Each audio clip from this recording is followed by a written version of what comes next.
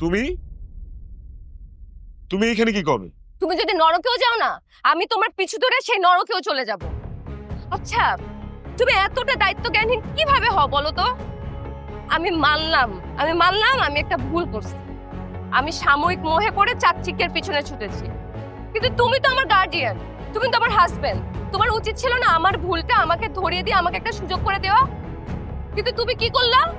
তুমি আমাকে চুরির অপরাধে যাবজ্জীবন একটা কারাদণ্ড দিয়ে দিলা। আমি কি এটা ডিজার্ভ করি? তুমি আমাকে বড় জোর 2 মাসের জেল দিতে পারতা, 3 দিনের লকআপে রাখতে পারতা, কিন্তু তুমি কি করছো? আমাকে সারা জীবনের জন্য বনবাসে পাঠিয়ে দিছো। এটা অন্যায়। সাদিয়া, এখানে সিন ক্রিয়েট করো না। আশেপাশের লোকজন তাকায় তাকায় দেখতেছে, ব্যাপারটা কিন্তু ভালো লাগতেছে। এখানে কোনো লোকজনই তো না, এখানে লোকজনটা কোথায়? আর যদি লোকজন দেখে দেখুক, তুমি এখন এই মুহূর্তে আমার সাথে বাসায় যাবা নাকি নাকি আমি আরো সিন ক্রিয়েট করবো? আমি সিদ্ধান্ত নিয়ে